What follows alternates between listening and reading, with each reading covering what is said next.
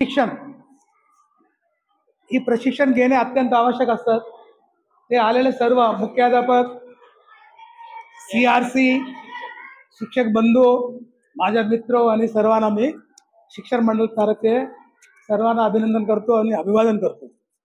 काय माहिती आहे का, जे प्रशिक्षण घेताना आपण प्रशिक्षण घेतल्यानंतर आपल्या शाळेवर तुम्ही त्याला दुसऱ्या राहिलेल्या शिक्षकाला आपल्याला प्रशिक्षण देणे आवश्यक आहे.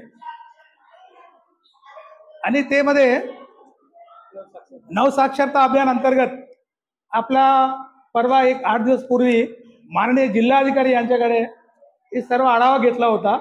आढावा बैठकमध्ये मला इतकी त्यांनी नापसंत जाहीर केला की बाबा तुमच्याकडे काम होत नाही, तुमचे शिक्षक काम करत नाही, हे असं मी बोललो सर असं काही नाही आहे, कमीत कमी आम्ही 50% पूर्ण केलेलं आहे टार्गेट. आपल्याकडे टार्गेट 5000 होता, ते पूर्वीपासून टार्गेट कसा काय निश्चित करतात, 2022 पासून आपल्या लोकांनी काही कामच केलं नाही त्यामध्ये, बरोबर ना अरुण सर? ते मुले ते राहिलेलं आहे. आता आपला 50% झाला, ही 50% झाला असल्या कारणाने शिक्षक, CRC, मुख्याध्यापक सर्व आपले जे तज्ञ आहे सर्वांना मी अभिनंदन करतो. आणि ते असं आहे की कामामध्ये आपण ना थोडासा इन्स्पिरेशन करणे आपलं काम असतं, आपलं कर्तव्य पण असतं.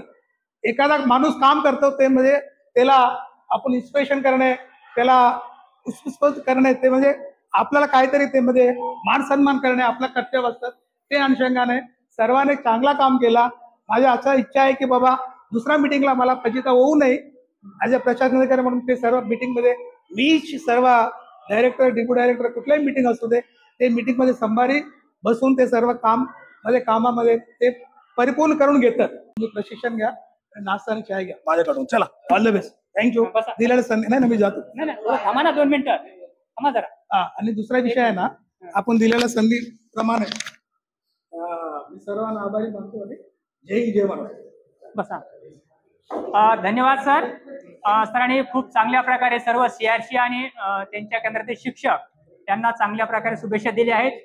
आणि निश्चितच आपण हे प्रशिक्षण केंद्र स्तरावर अतिशय चांगल्या प्रकारे घेण्याचा आपण प्रयत्न करणार आहोत, जेणेकरून आपली मनपा भिवंडी या स्तरावर नवसाक्षरता प्रशिक्षण अतिशय चांगल्या प्रकारे होण्यासाठी आम्ही सर्व एक टीम वर्क म्हणून आपण काम करणार आहोत. आणि अशी ग्वाही मी श्री संभारी सर प्रशिक्षणाधिकारी यांना देतो आणि त्यांचे या शुभेच्छा दिल्याबद्दल त्यांचे पण आभार व्यक्त करतो. त्यांना काही कारणास्तव बाहेर जायचं आहे तर त्यांनी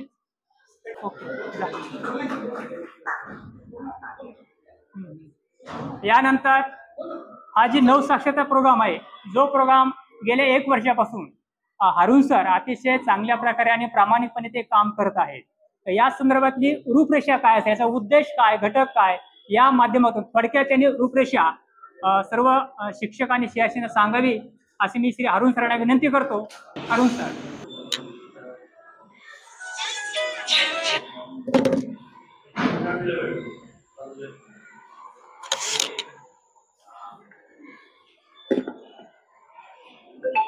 आज इस मीटिंग में उपस्थित माननीय प्रशासन अधिकारी साहब, संभारी सर, सभी CRC, Naseer sir, Nasir sir और मेरे साथी RPs और सभी शिक्षक, गुड मॉर्निंग टू एवरीवन.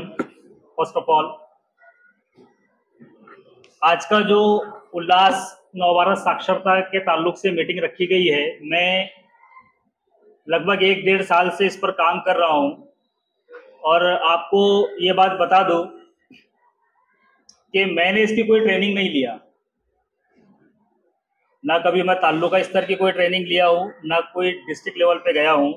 मैं खुद सेल्फ इसके ऊपर स्टडी किया और आज आप लोगों तक के वो सारी बातें, वो सारे वीडियोस यूट्यूब के माध्यम से, मीटिंग्स के माध्यम से, ट्रेनिंग्स के माध्यम से या कार्यशाला रखकर आप तक पहुंचाया और अभी तक उसको मुकम्मल करने की कोशिश किया. 5000 का लक्ष्य भिवंडी महानगर पालिका को दिया गया था असाक्षरों का. लास्ट ईयर हमको 2500 दिया गया था, जिसमें से सिर्फ 1300 हम टारगेट अचीव किए थे. इसलिए उन्होंने बढ़ाकर इस साल उसको 5000 का टारगेट दिया. तो हमने उसको 50% हम उसको कंप्लीट कर चुके हैं, यानी 2500 से ज्यादा साक्षर की शोध करके उनकी एंट्री उल्लास ऐप में हम लोग कर चुके हैं। वॉलंटियर टीचर्स को उसमें ऐड कर चुके हैं, वॉलंटियर टीचर्स के साथ असाक्षरों को टैग कर चुके हैं।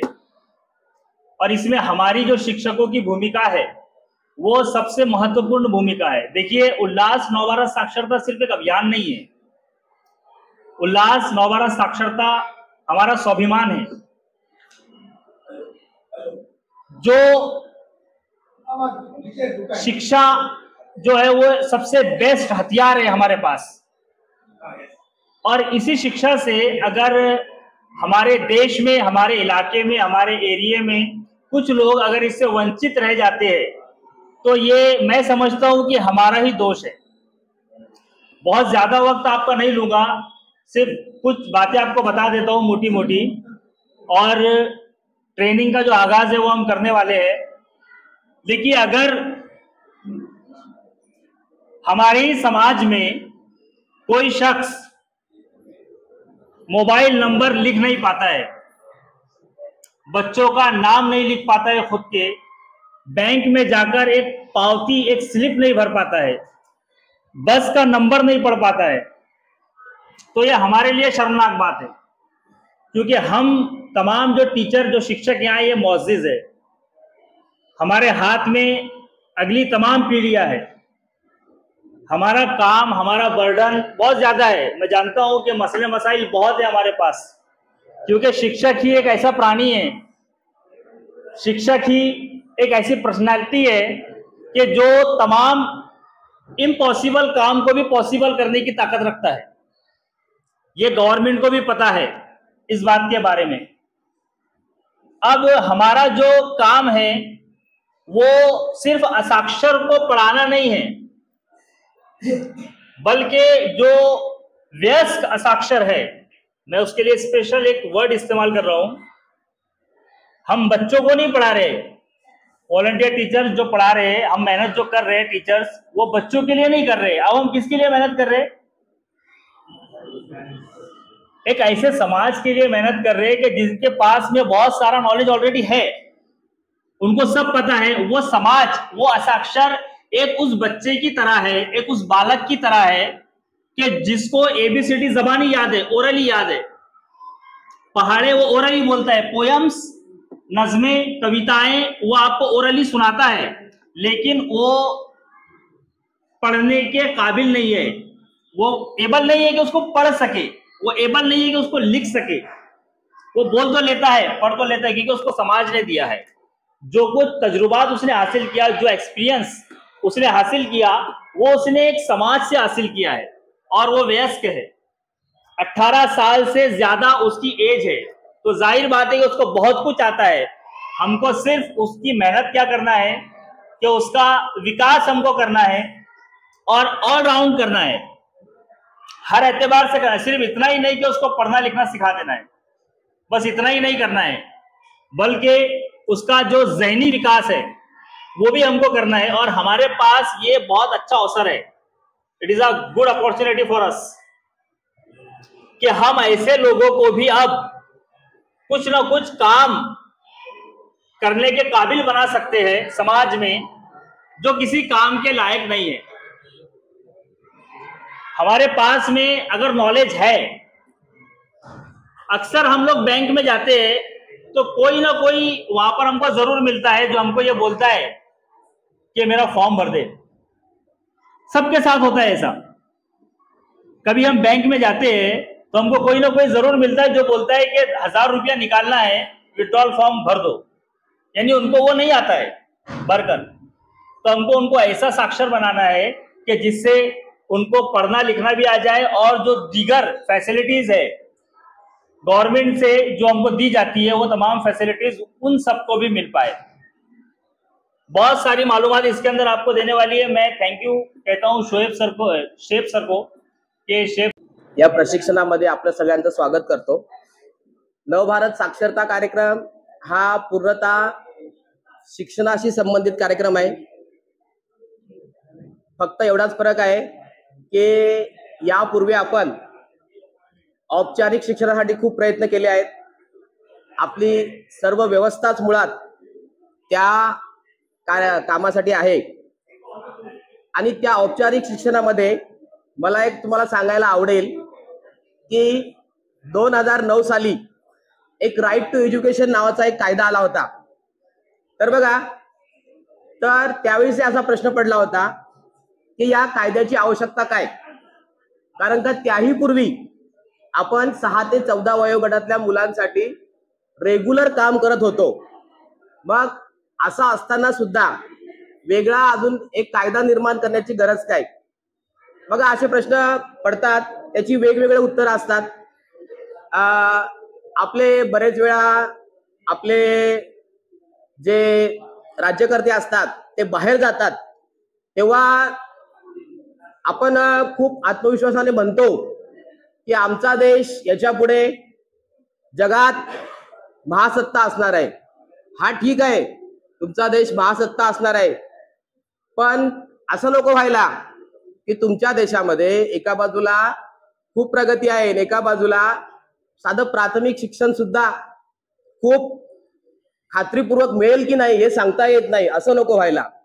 कारण का आपण जर असं म्हणतो 100% हे काम पूर्ण होणार आहे, असं आपण सध्या उद्दिष्ट ठेवलेलं आहे का 2030 पर्यंत हा प्रोग्राम कंटिन्यू चालणार आहे.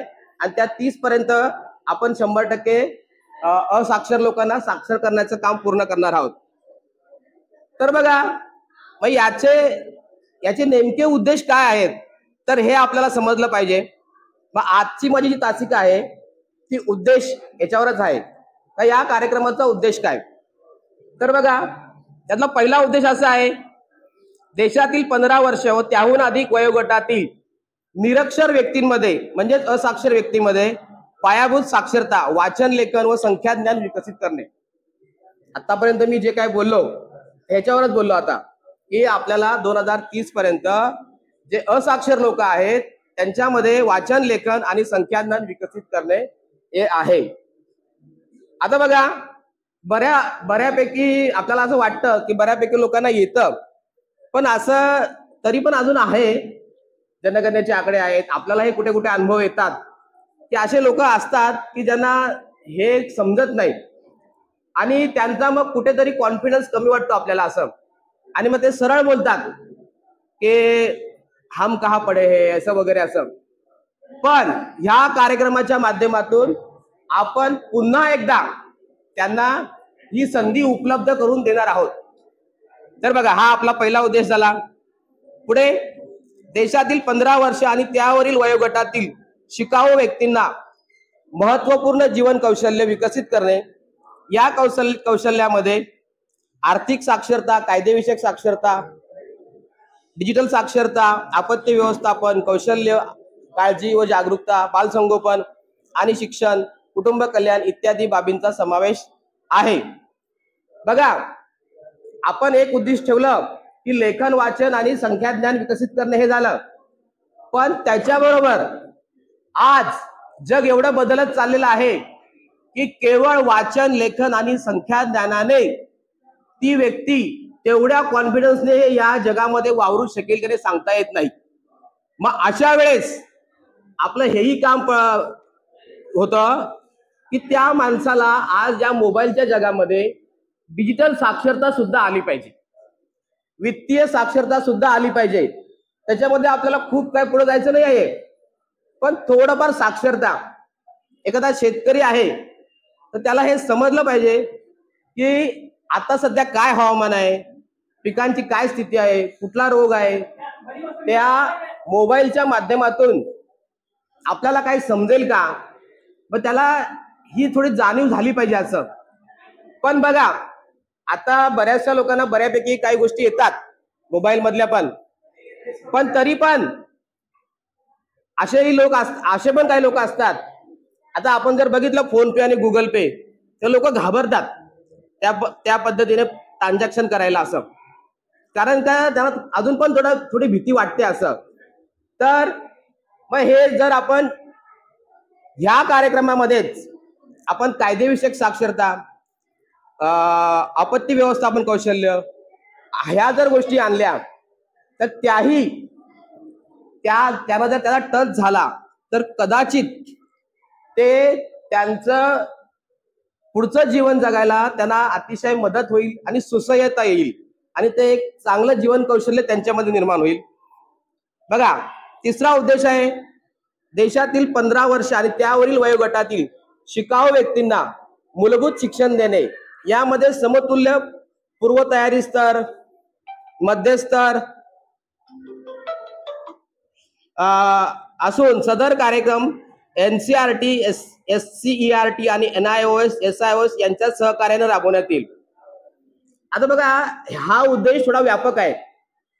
जेव्हा हे ह्या क्षेत्रातले लोक आपल्याकडे शिकतील, कदाचित त्यांचा जर आत्मविश्वास एवढा वाढला की नाही आम्हाला प्राथमिक शिक्षण पण पूर्ण करायचंय, तर 3री ते 5वी आम्हाला त्यात कोणी असतील ते बोलले नाही आम्हाला 6वी ते 8वी पण शिक्षण पूर्ण करायचंय मध्यस्तर, आणि काही जर असं वाटलं की नाही आम्हाला 9वी ते 12वी पण शिक्षण पूर्ण करायचं आहे, तर त्यासाठी आपलं NCERT, SCERT आणि काही नॅशनल लेवलच्या काही संस्था आहेत त्या त्यांना मदत करतील. बघा, अशी वेळ येऊ शकते की आम्ही शिकायला सुरुवात केली आणि आमचा विश्वास वाढत गेला आणि आम्हाला असं वाटायला लागलं की जे औपचारिक शिक्षण आहे तेही आम्हाला मिळायला पाहिजे असं, आणि हळूहळू आम्ही मग 3री ते 5वी, 6वी ते 8वी किंवा 9वी 12वी या इयत्तांकडे सुद्धा वळलो. अशी पण काही उदाहरणं आपल्याला मिळू शकतात की पुढे पुढे जाऊन आपल्याला त्यांचा विश्वास वाढू शकतो असा. बघा, पुढचा आपला उद्देश आहे स्थानिक रोजगार, पुनर्कुशलता आणि उच्च कौशल्य प्राप्त करण्याच्या दृष्टिकोनातून प्रौढ नवसाक्षरांसाठी निरंतर शिकण्याच्या प्रक्रियेचा एक भाग म्हणून देशातील 15 वर्ष आणि त्यावरील वयोगटातील विद्यार्थ्यांमध्ये व्यावसायिक कौशल्य विकसित करणे, त्यांची अंमलबजावणी केंद्र, राज्य आणि केंद्रशासित प्रदेश स्तरावरील संबंधित मंत्रालय विभागाच्या सहाय्याने केली जाईल. आता बघा, वाचन लेखन आलं, काही संख्याज्ञान आलं, पण एवढं जरी आलं ही झाली साक्षरता, पण कुठल्याही प्रकारचं जर व्यावसायिक कौशल्य नसेल तर ती व्यक्ती जे एक किमान काही अर्निंग करायला पाहिजे, किमान काही मिळकत करायला पाहिजे, त्यासाठी सक्षम नसते. मग अशा वेळेस जर या लोकांना असं वाटलं, आता बघा त्या ड्रायव्हिंग क्षेत्रामध्ये मला वाटतंय की 8वी पास कंपल्सरी लागतं असं, मग 8वी पास असेल, नंतर त्यांना वाटलं की मला त्या चालकाचं व्यावसायिक कौशल्य शिकायचं आहे, तर यासाठी सुद्धा बघा हे लोक जर साक्षर झाले तर सरकार यांच्यासाठी पुढे अनेक योजना राबवू शकतं. असं सरकारला कळेल की ह्या माध्यमातून एवढे लोक साक्षर झालेत, पण यांना आता आपण यांचं जीवनमान उंचावण्यासाठी, सुधारण्यासाठी आपण अजून काहीतरी योजना आणू आणि त्यांच्यासाठी राबवू, तर मग तो उद्देश सुद्धा याच्यामध्ये आहे की ते उद्देश सुद्धा याच्यामध्ये पुढे होऊ शकतं. बघा, पुढचा शेवटचा उद्देश त्याने असं सांगितलेला आहे की देशातील 15 वर्ष व त्याहून अधिक वयोगट विद्यार्थ्यांना निरंतर शिक्षण देणे. बघा, आता निरंतर शिक्षण हा शब्द तुम्ही बऱ्याच वेळा ऐकला असेल की आपण बऱ्याच वेळा असं होतं की आपण अकॅडमिक शिक्षण घेत जातो, 12वी 15वी पर्यंत जातो आपण कधी कधी रेग्युलर एका विशिष्ट ठिकाणी, विशिष्ट अभ्यासक्रम, विशिष्ट टाइम मध्ये. पण हे सगळं करत असताना असं कधी कधी जाणवतं की मी हा अभ्यास करत होतो, पण माझा व्यक्तिगत मला काही आवडी होत्या त्या मला करता नाही आल्या, त्या मला जोपासता आल्या नाही. आता मी बरंच पुढे गेलो, आता मला माझा व्यक्तिगत विकास आणि माझी सामाजिक उन्नती मला साधता येऊन नाही राहिली. मला थोडं संगीत शिकायचं होतं, पण ते जमलं नाही मला. असं माझ्या या अभ्यासामुळं मला अशी एखादी टेक्निकल गोष्ट शिकायची होती, पण नाही जमलं असं मला. मग ह्याच्यामध्ये आपल्याला असं काही करता येईल का की भले नाही आता मी उठून ना डायरेक्ट पुन्हा डिग्रीला ऍडमिशन घेणं हे काही शक्य नाही आहे, किंवा डिप्लोमाला घेणं तेही शक्य नाहीये, पण त्याचं कुठेतरी बेसिक ज्ञान मला यावं, त्यात मी काहीतरी प्रगती करावी म्हणून कुठेतरी मला प्रमाणपत्र कोर्स, त्याला सर्टिफाईड कोर्स बोलतात. बघा, आपण पण हा कार्यक्रम राबवतोय, हे जे म्हणजे असाक्षर लोक आहेत, हे बऱ्यापैकी म्हणजे बऱ्यापैकी जीवन चांगले जगतायत, पण कुठेतरी त्यांच्यामध्ये अजून जीवन कौशल्य विकसित होण्यासाठी आणि फार हे मूलभूत असल्यामुळे आपण त्यांना निरंतर शिक्षणाच्या माध्यमातून अजून एकदा संधी देत आहे का तुम्ही हे करा, तुमचं जीवन अजून सुलभ होईल, असं तुम्हाला जीवन जगायला मदत होईल, असं ही एक प्रकारे त्यांना केलेली आपण एक मदत आहे. तर इथे पुन्हा पुन्हा तोच प्रश्न होतो की तुम्ही निरंतर शिक्षण समजून घ्या, की याचा उद्देशच मुळात हे आहे की आपल्याला कुठेतरी निरंतर शिक्षणाकडे लोकांना घेऊन जायचं आहे. मी तर असं म्हणतो की ह्याचा आपल्याला पण कधीतरी जाणवतं, अरे मला कम्प्युटरमध्ये ते अजिबात जमत नाही, डीटीपी येत नाही, हे येत नाही, मी करायला पाहिजे होतं ते, असं म्हणजे मी अजून सक्षम झालो असतो माझं रेग्युलर काम करण्यासाठी, असं. तर असा निरंतर शिक्षणाचा उद्देश याच्यामध्ये आहे. निरंतर शिक्षणामध्ये मी तुम्हाला काही उदाहरण देऊ शकतो. एखाद्याला वाटलं पक्षी दर्शनचा कोर्स करावा, ग्रंथालय व्यवस्थापनचा कोर्स करावा, प्रयोगशाळा सहाय्यक प्रशिक्षण आहे, योग विद्या आहे, रेडिओ, दूरचित्रवाणी, स्कूटर, विजेवर चालणारी यंत्रणा आहे, यांची दुरुस्ती आहे, किंवा भाषाविषयक अभ्यासक्रम एखादा आहे, आहारशास्त्र आहे, बालसंगोपन आहे, आरोग्य शिक्षण आहे. असं वेगवेगळ्या आज अनेक शैक्षणिक संस्थांमध्ये असे प्रमाणपत्र कोर्स सुद्धा उपलब्ध आहेत. याची आपल्याला माहिती घ्यायला लागेल आणि हळूहळू आपल्याला जर काही असे असाक्षर भेटले तर त्यांनाही आपल्याला निरंतर शिक्षणाकडे वळवता येईल. त्यांना सांगायला लागेल की आता तुम्हाला चांगल्या प्रकारे लिहिता वाचता येतं, संख्या ज्ञान येतं, गणिती क्रिया येतात, तर तुम्हाला हे तुमच्यामध्ये हा गुण आम्हाला चांगला दिसतो, तर ते तुम्ही शिका. आता याच्यामध्ये एक सांगायची गोष्ट बघा की ह्याच्यामध्ये आपण शिक्षक आहोत, आपण याच्यामध्ये एक स्वयंसेवक आपण नेमणार आहोत आणि हे आपलं तालुकास्तरीय प्रशिक्षण आहे. तुम्हाला याच्यानंतर केंद्र स्तरावर जाऊन त्या स्वयंसेवकांना आणि तिथल्या शिक्षकांना हे प्रशिक्षण द्यायचं आहे. या साऱ्या व्यवस्थेचा कणाच मुळात स्वयंसेवक आहे. स्वयंसेवकाबद्दल वेगळी तासिका इथं होईल, तुम्हाला वेगळं मार्गदर्शन करण्यात येईल असं पण आपल्याला त्या स्वयंसेवकांना ह्या गोष्टीची जाणीव करून द्यायची आहे की तुम्हाला असाक्षर लोकांना आपल्याला कोणत्या ध्येयाकडे घेऊन जायचं आहे, कोणत्या कौशल्याकडे घेऊन जायचं आहे. तर बघा जरा बोल लेक्चर घेतो साळवे.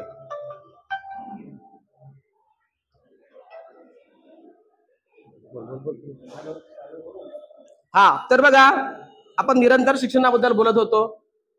आता हे बघा, हे आपले घटक आहेत नवभारत साक्षरता कार्यक्रमाचे. त्याच्यामध्ये पायाभूत साक्षरता आणि संख्याज्ञान हा एक घटक आहे बघा. तर पायाभूत साक्षरता आणि संख्याज्ञान हे तुमच्या लक्षात आलं असेल की लेखन वाचन आलं पाहिजे असं, आणि संख्याज्ञान म्हणजे 100 पर्यंत अंक, त्याच्यावर गणिती क्रिया, बेरीज वजाबाकी, गुणाकार, भागाकार, या सगळ्या गोष्टी आल्या पाहिजेत बघा. याच्यामध्ये व्यावसायिक जीवन कौशल्य विकास, बघा व्यावसायिक जीवन कौशल्य विकास, मी व्यवसायावर बोललो की पुढे जाऊन याच्यातले काही लोकांना असं वाटलं की आता आम्हाला लेखन वाचन येतं, तर त्याच्यामध्ये आम्हाला काही व्यावसायिक कौशल्य शिकायचं आहे, तर तोही आपला उद्देश आहे. इकडे निरंतर शिक्षणाबद्दल मी आता तुम्हाला सांगितलं. आणि हे पायाभूत शिक्षण, तर बघा पायाभूत शिक्षण म्हणजे पुढे की अजून आपल्याला पुढे थोडं जाता येईल का, जसं आपण प्राथमिक शिक्षण आहे आपलं ते पूर्ण करता येईल का. आणि अजून सगळ्यात महत्वाचं म्हणजे काय माहितीये का, चिकित्सक जीवन कौशल्य. आजच्या मोबाईलच्या युगामध्ये जगण्यासाठी आपल्याला चिकित्सकपणा फार महत्वाचा आहे. आणि ती जीवन कौशल्य आपल्याला आली पाहिजेत. ती कोणती जीवन कौशल्य आहेत, तर त्यांनी सांगितले बघा, आर्थिक साक्षरता म्हणजे डिजिटल आर्थिक म्हणजे वित्तीय साक्षरता. आज बघा तुम्हाला माहिती असेल की आपल्या सरकारकडनं काही प्रयत्न झाले की जनधन योजनेमार्फत प्रत्येकाचं अकाउंट बँकेमध्ये काढण्यात आलं. असं बऱ्याचशा प्रकारे बँकांमध्ये अकाउंट वाढले.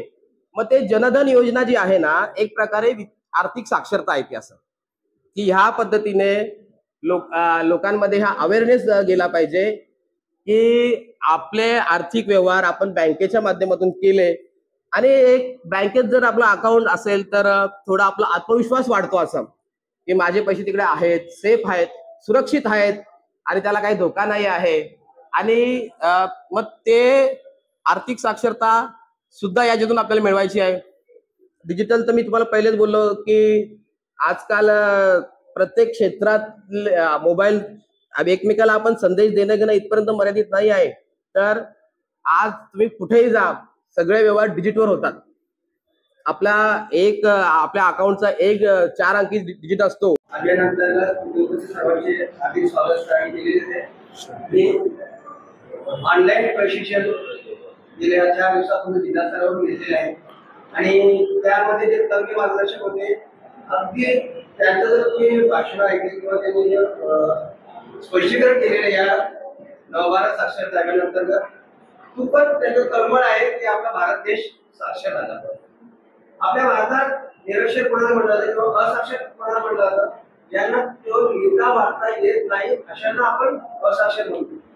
पण जे प्रगत देश आहेत, जे विकसित देश आहेत, त्या ठिकाणी निरक्षर कोणाला म्हटलं जातं कोणाला माहिती आहे का? त्या ठिकाणी अशिक्षित कोणाला म्हणतात. अमेरिकेसारख्या देशांमध्ये 100% लोकांना लिहिता वाचता येते, परंतु मेडिकल फील्ड जे वैद्यकीय ज्ञान ज्यांच्याकडे नाहीये, प्रत्येक औषधाची माहिती म्हणा किंवा ट्रीटमेंटची माहिती म्हणा, ज्यांना नसतं ना त्यांना असाक्षर म्हटलं जातं.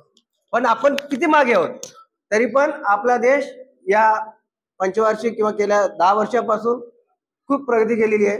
तर आपल्या राष्ट्राचा एकच उद्देश आहे का 22 तुम्हाला माहिती आहे 1 एप्रिल 2022 ते 31 मार्च 2027 या पंचवार्षिक योजनेअंतर्गत नवभारत साक्षरता अभियान उद्दिष्ट 100% गाठायचं आहे. त्या तज्ञांनी म्हटलेले जर 31 मार्च 2027 पर्यंत ही योजना आपल्याला पूर्णपणे राबवून 100% साक्षर भारत घोषित करायचं आहे. पण ते उद्देश पूर्ण होण्यासाठी तळगाळातले जे आपले शिक्षण क्षेत्रात काम करणारे शिक्षक असो, स्वयंसेवक असो, समाजसेवक असो, शिक्षणप्रेमी असो, अशा प्रकारच्या व्यक्तींचं मदत घेऊन आपल्या या भारतामध्ये जे 15 वर्ष वयोगटापेक्षा जास्त जे असाक्षर आहेत त्यांना आपल्याला साक्षर करायचे. साक्षर करणे म्हणजेच काय का क्षेत्र दिलेले आहेत त्यांनी. आता आपल्यामधूनच एखाद्याने सांगा, आर्थिक साक्षरता या अंतर्गत असाक्षरांना कोणत्या गोष्टी माहीत नसतात. सर सांगा तुम्ही अंदाजे. आपण म्हणतोय आर्थिक साक्षरता आला पाहिजे त्यांना, पण निरक्षर म्हणजे असाक्षर जे लोक आहेत ते कुठे चुका करतात? कुणाला माहिती आहे का आर्थिक असाक्षरता? Online banking. अजून त्यांना वेगवेगळ्या नोटा दिल्या तुम्ही, 50च्या 10 नोटा, 100च्या 5 नोटा, 200च्या 4 नोटा, आणि त्यांना मोजायला सांगितले. एक असाक्षर व्यक्तीला ते बरोबर मोजतात का नाही? पण मोजण्यासाठी त्यांना जो वेळ लागणार आहे तो साक्षरपेक्षा जास्त लागणार आहे. कारण ते काय करतील, 200च्या नोटा अलग करतील, वेगळ्या ठेवतील, 500च्या नोटा वेगळ्या ठेवतील, 100च्या नोटा वेगळ्या, मग त्याच्यानंतर मग बेरीज करून मग ते एकूण किंमत किती किंवा एकूण रुपये किती ते मोजतात. याला बोलतात आर्थिक साक्षरता. आर्थिक साक्षरता म्हणजे बँकेत जाऊन स्वतःचा विड्रॉल करण्यासाठी फॉर्म भरता येणे म्हणजे आर्थिक साक्षरता. आर्थिक साक्षरता म्हणजे स्वतः आपण जे मेहनत करतो त्याची मोलमजुरी बरोबर भेटते किंवा नाही याची कल्पना त्याला आली पाहिजे, त्याला बोलतात आर्थिक साक्षरता. तो दिवसभर काम करतो पण आता त्याचा मोबदला पूर्वी सावकारी लोक बघा कसे करायचे, फसवणूक करायची त्याला. हे बघ तुझे एका तासाला समजा 100 रुपये आहेत, तर तू 3 तास 3.5 तास काम केलं, तुझे 350 होतात. नाही रे एक आहे तुला 200 रुपये, म्हणजे त्याला फसवायचे. म्हणजे तासाला 3.5 तास काम केलं किती पैसे होतात त्याचे त्याला मोजमाप नसायचं, मोजता येत नव्हतं किंवा त्याला हिशोब येत नव्हता, त्यामुळे तो आर्थिक असाक्षर समजला जातो. या सगळ्या क्षेत्रांमध्ये आपण बघतो आज रस्त्याची कामं करणारे जे मोलमजूर करणारे आहेत ना, ते वेठबिगार जे आहेत, ते कॉन्ट्रॅक्टर, तुम्हाला सगळ्यांना माहिती आहे, समोरासमोर ते वेठबिगारी सांगतात अरे हम ना उनके साथ कॉन्ट्रैक्ट में है और ये हमारा 16,000 पगार लेता है लेकिन हमको 12,000 ही देता है. आता मेट्रो ट्रेन मध्ये आमचेच भाऊजी आहेत, तिथे सुरक्षित म्हणजे गार्ड आहेत, ते समोरासमोर कॉन्ट्रॅक्टरला ते जे बिल्डर येतात ते पैसे देऊन जातात याचा पगार वाटा म्हणून, आणि समोरच तो काय करतो त्याच्यातल्या नोटा मागे खिशात ठेवतो, राहिलेले नोटा काही नोटा, आणि 12,000 पगार झाले 16,000, म्हणजे मधला मध्ये बोलतो काही करत नाही हा, पण 4,000 रुपये एका व्यक्ती मागे, तिथे 10 जण हे आहेत गार्ड आहेत, म्हणजे किती 40,000, बोलतो आमच्यापेक्षा चौपट पगार आहे. म्हणजे याला बोलतात आर्थिक असाक्षरता. डोळ्यासमोरच पैसे काढून घेतात. या याच्यातून त्यांना मोकळं करायचं, त्यांना निर्भीड बनवायचे, त्यांना बोलता आलं पाहिजे, त्यांनी केलेली मेहनत त्यांना त्याचा मोबदला मिळाला पाहिजे. दुसरी गोष्ट आहे डिजिटल साक्षरता. आता डिजिटल म्हणजे काय? डिजिट म्हणजे काय? डिजिट म्हणजे अंक, संख्या. डिजिटल साक्षरता म्हणजे काय? संख्या ज्ञान. आता एकाच्या आधी किती शून्य लावले तर त्याची किंमत वाढत नाही, एकच असेल, पण एकाच्या पुढे शून्य जसं लावत गेले नंतर त्याची किंमत कशी वाढते हे त्यांना समजावून सांगायचं. त्याला बोलतात डिजिटल साक्षरता. डिजिटल म्हणजे काय? नेमकं आता बघा, आपण लिफ्ट मध्ये चढतो, त्याला समजलं पाहिजे कोणतं नंबरचं बटन दाबलं गेलं तर आपण कितव्या माळ्यावर जाऊ. झिरो म्हणजे काय? त्याला झिरो कळत नाही काय वेळेला, कुठे जाईल झिरो, म्हणजे 10 वर जाईल काय 0 वर येईल, म्हणजे कुठे येईल. अशा प्रकारचे जे डिजिटल जे आजकाल कीबोर्ड आहेत मोबाईल मध्ये तर सगळे डिजिटलच चाललेलं आहे, त्याची जाणीव त्याला करून देणे या मागचा उद्देश. कारण पिढ्यानपिढ्या ज्ञानवृद्धी होत असते, कौशल्य विकसित होत असतात, नवीन नवीन शोध लागत असतात. आपल्यालाही अनेक गोष्टी शिकाव्या लागल्या. आपण जेव्हा ही आम्ही राबवली 1996 मध्ये नवसाक्षरता अभियान, त्यावेळेला प्रौढ शिक्षा अभियान होता. प्रौढ शिक्षा अभियान अंतर्गत रात्रीची शाळा चालू होती. म्हणजे शेतकरी जेव्हा शेतातून काम करून आल्यानंतर त्यांचं 7 वाजता जेवण उरकतं, आणि आम्ही स्वतःहून, मी स्वतः म्हणजे आदिवासी भागात होतो 30 वर्षापूर्वी, त्या ठिकाणी रात्रीची शाळा चालवण्यासाठी स्वयंसेवक नेमले होते. स्वयंसेवक म्हणजे काय? शिक्षकच होते त्यावेळेला. तेव्हा काय आपले 8वी पर्यंत 10वी पर्यंत शिकलेली मुलं गावात भेटतच नव्हती, कारण त्यावेळेला जर 8वी 9वी 10वी शिकलेली मुलं आहेत त्यांना नोकरी डायरेक्ट लागायची. पण अशा खेड्यापाड्यांमध्ये तेव्हापासून प्रौढ साक्षरता अभियानाची कितीतरी पुस्तक आलेली, रात्रीची शाळा चालवली आणि साक्षर करण्याचा प्रयत्न केला. साक्षर म्हणजे त्यावेळेला फक्त सही करता आला पाहिजे, त्याला एक उद्दिष्ट होतं. पण त्याच्यानंतर आता जो 2022 ते 27 दरम्यान जे साक्षरतेचं जे घटक आलेले आहेत अगदी वेगळे आहेत. तिसरं आहे कायदेविषयक साक्षरता. आता असाक्षर लोक कुठे कुठे जायला घाबरतात मला सांगा सर. सर बोला सर. असाक्षर लोक काय प्रकरण घडलं, कुठे ऍक्सिडेंट झालं घरात, कोणी पोलीस स्टेशनला जायला घाबरतात, कोर्टात जायला घाबरतात, दवाखान्यात जायला घाबरतात, अजून मोठमोठ्या मॉलमध्ये जायला घाबरतात, मोबाईल शॉप मोठ्या शॉप असेल तिथे जायला घाबरतात, डीमार्ट मध्ये जायला घाबरतात, पालकसभेमध्ये पण घाबरतात. याचे मागे कारण काय? घाबरण्याचं कारण काय? आपण कधी घाबरतो माहितीये? आपण स्वतः, आपण एवढे सुशिक्षित असून एवढं शिक्षण घेऊन देखील एखादी सभा चालू आहे अचानक यायचं म्हटलं तर आपल्याला भीती वाटते. का? कारण तो वेगळ्या वातावरणातून आलेला असतो आणि इथलं वातावरण हे वेगळं असतं. घटक बघा वेगळे. एका वातावरणातून दुसऱ्या वातावरणात समरस होण्यासाठी वेळ लागतो, म्हणून सुरुवातीला आलेल्या व्यक्तीला जीव घाबरावा असतो, घाबरत. त्याच्यानंतर बाल संगोपन आणि शिक्षण. बघा मला कालच एक व्हिडिओ आम्ही ऐकलं होतं का बाल संगोपन करणारी म्हणजे जे मूल जन्माला आलेलं असतं त्यांचा पहिला गुरु कोण असतं? आई असते. आई इतकी काळजी घेतात त्या मुलाची ना. त्यांनी त्या एका स्पीच कालच एक म्हणजे इन्स्पिरेशन स्पीच होतं त्याच्यात ऐकलं होतं. डॉक्टर आपल्या हाताचे ग्लोव्ह घालून त्या जन्म झालेल्या बाळाला हातात घेतो, परंतु आई जी असते ना ती आपल्या रिकाम्या हाताने जरी त्या रक्ताने माखलेलं असलं तरी त्या पिल्लूला हातात घेऊन पप्पी घेते. का? आईचं प्रेम. आणि त्यांनी काय सांगितलं माहिती का? एक वेदना सांगितली त्यांनी.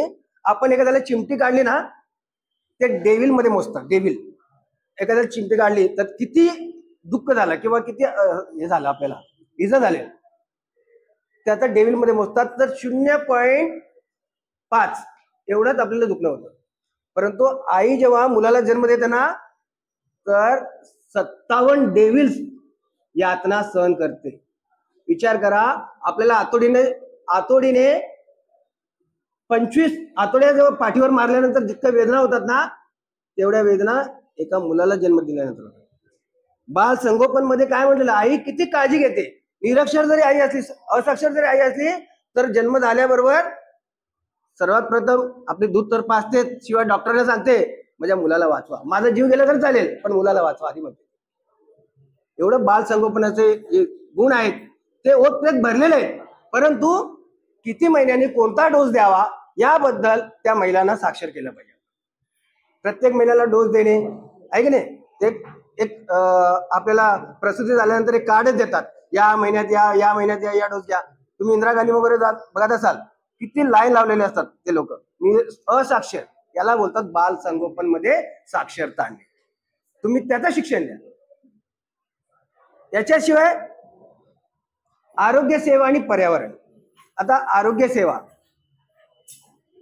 असाक्षर किंवा गावातील लोकांना प्रत्येक आजाराला दवाखान्यात जात नाहीत, क्लिनिक मध्ये जात नाहीत, मोठमोठ्या हॉस्पिटलमध्ये फिरत नाहीत, ते गावठी उपाय करतात. जडीबुटी आपण ज्याला म्हणतो किंवा घरगुती उपाय ज्याला आपण म्हणतो त्याचा वापर आधी करतात. खोकला झाला तर आई काय करते, दुधामध्ये हळद टाकून देते, हे पी बाळ. बरोबर आहे की नाही. जर दात दुखत असेल, आई सांगते एक लवंग घे, ते दाताच्या पट्टीत ठेव, थोडं वेदना कमी होती. अशा प्रकारच्या ज्या गोष्टी आहेत त्या असाक्षर लोक जास्त करतात आपल्यापेक्षा. आपण असाक्षरांना एवढं मानत नाही, परंतु त्यांच्यामध्ये जे भावना आहेत खूप जागृत असतात. त्यांना आपण जपलं पाहिजे, त्यांना आपण शिकवलं पाहिजे. तिसरं एक व्यावहारिक कौशल्य. व्यावहारिक कौशल्यामध्ये आपण म्हणतो आपल्यापेक्षा प्रामाणिक. बघा, मोठमोठे घोटाळे करणारे ना सर्वात उच्च शिक्षित असतात. त्यांना डिजिटल नॉलेज असतं, आर्थिक ज्ञान असतं. मोठमोठे भ्रष्टाचार करणारे व्यक्तींचा तुम्ही इतिहास बघितलात तर खूप साक्षर असतात, खूप तज्ज्ञ असतात. प्रत्येक क्षेत्रात आघाडीवर असणारे व्यक्ती खोटी कामं करतात. असाक्षर व्यक्ती कधी खोटं बोलत नाही. एखाद्याचे पैसे द्यायचे असतील ना, तर असाक्षर व्यक्ती प्रामाणिकपणे त्या व्यक्तीपर्यंत ते पैसे देतात, पोहोचवतात, दिलेल्या शब्दाला पाळतात. हे लक्षात ठेवा. याला बोलतात व्यावहारिक कौशल्य. आपण असाक्षरांचे जे गुण आपण बघितले ना, खरोखरच वाखाणण्यासारखे असतात. सर मी सांगतो ते बरोबर आहे का चुकीचं आहे? तुम्हाला कोणाचा असा प्रत्येकाला अनुभव आलेलेच असतील. आपल्यापेक्षा प्रामाणिकपणाने, म्हणजे आपण तर वागतोच, आपल्या मनाला जसा वाटतं तसं आपण वागतोच, परंतु माझ्या मतानुसार मी जेव्हा आदिवासी भागातल्या लोकांना बघितलं ना, किती प्रामाणिक, म्हणजे एकदम प्रामाणिक. एखादी वस्तू जरी त्यांना मिळाली, सोन्याची वीट जरी मिळालं, ते आणून देतील, सर हे सोन्याचं वीट आहे. तर एवढे प्रामाणिक असतात.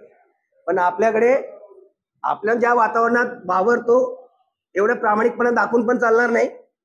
पण आपण या असाक्षरांना याविषयी कौशल्य आपण शिकवले पाहिजे. आणि शेवटी कुटुंब कल्याण.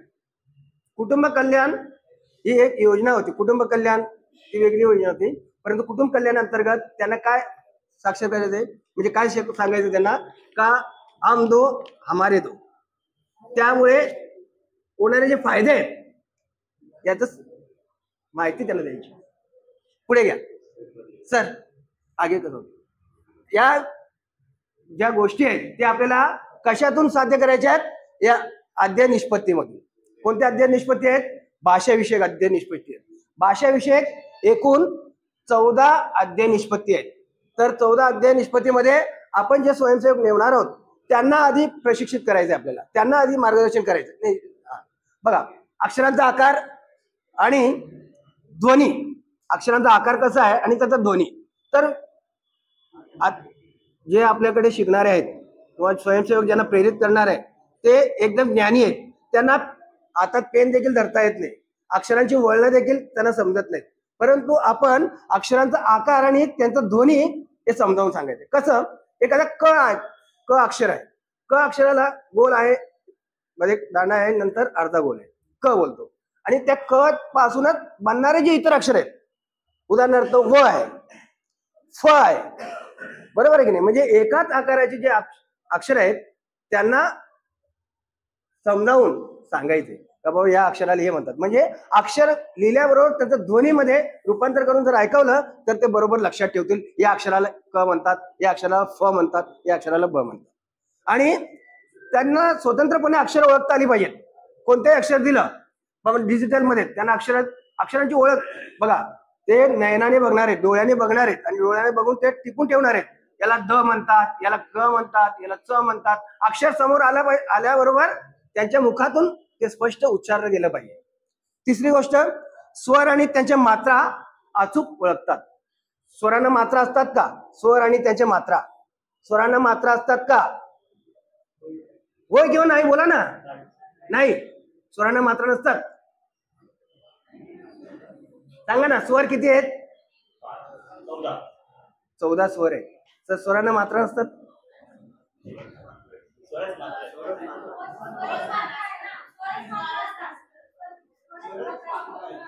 आता आपल्याला ओझे लिहायचे, ओझे. तर त्याला काय लावलेलं आहे आपण? एक काना मात्रा आहे की नाही. मग अ अक्षराला जसं आपण, काही लोक ही कशी लिहितात माहिती आहे? मुंबई, आता मी माझ्याकडे नाहीये, मुंबई लिहायचं असेल ना, अ ला दुसरी विलांटी लिहितात. हे बघा असं लिहितात मुंबई. इडली मुद्दा नाही लावत. अ ला म्हणजे ये ऐसे लिखते मुंबई.